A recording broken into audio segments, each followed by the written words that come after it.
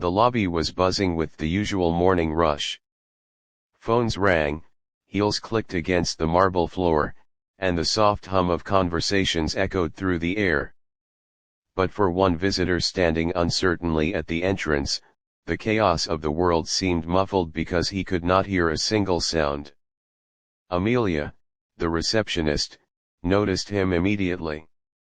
He looked lost, his eyes darting across the room, searching for something or someone that could bridge the silence. Without hesitation, she smiled warmly and raised her hands. She began signing, her fingers flowing gracefully as she asked, "How can I help you?" The man's eyes widened. Relief washed over his face as he quickly signed back, thanking her. Few people ever took the time to communicate with him in his own language. In that moment, Amelia didn't realize that her simple kindness was being carefully observed from across the room, in a corner office, behind tinted glass walls. The observer was none other than Nathaniel Carter, a millionaire businessman known for his sharp instincts and colder-than-ice demeanor. To everyone in the company, Nathaniel was intimidating, a man who measured people only by their results. But today, he sat frozen in his chair, watching the scene play out. He hadn't expected to be moved. He hadn't expected a receptionist to reveal something so rare: genuine compassion. The deaf visitor, whose name was Daniel, explained through sign language that he was here for a meeting. Amelia didn't just translate, she stayed by his side, guiding him toward the right conference room, ensuring he felt respected rather than pitied. She didn't treat him as less. She treated him as equal. Later that day, Nathaniel called Amelia into his office. She walked in nervously, clutching her notepad. Had she done something wrong? He was notorious for being brutally honest. But instead of the stern scolding she expected, Nathaniel asked a simple question: "Where did you learn sign language?" Amelia's voice trembled slightly.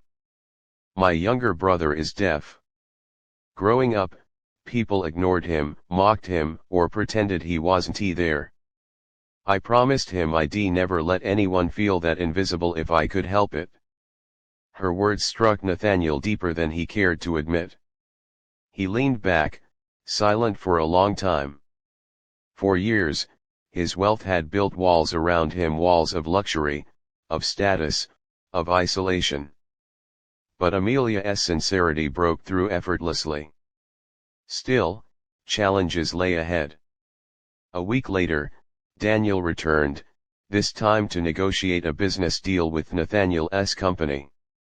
Other executives whispered their doubts: "How can we conduct business with someone who can't even hear it? Slow everything down."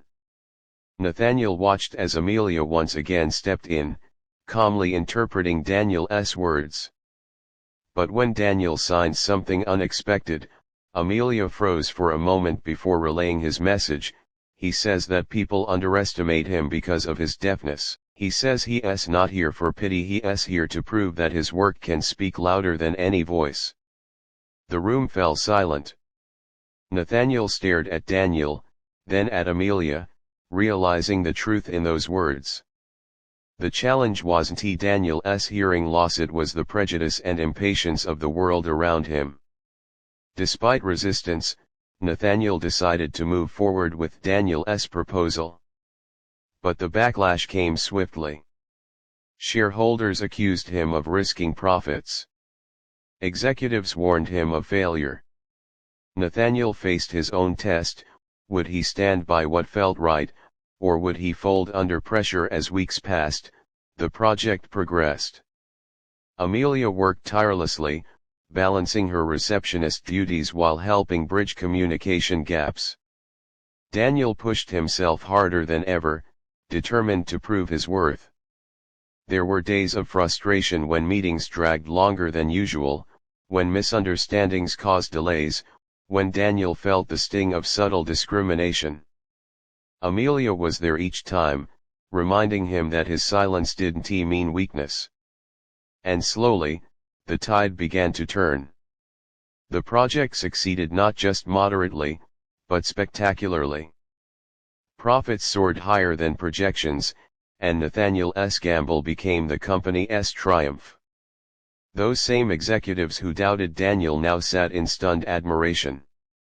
But the most profound moment came during the celebration event. Nathaniel stood before his employees and, for the first time, looked less like an untouchable millionaire and more like a man deeply humbled. He gestured for Amelia and Daniel to join him on stage. Then, to everyone's astonishment, Nathaniel lifted his hands and signed clumsily, but sincerely, "Thank you."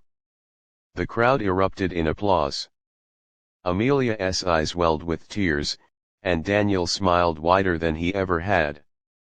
For them, this was more than success, it was validation, respect, and the breaking of invisible barriers. From that day onward, Nathaniel implemented a company-wide program for inclusivity, including sign language training sessions, accessibility upgrades, and new hiring initiatives. Amelia was promoted, no longer just a receptionist but the leader of an entire department dedicated to diversity and employee support.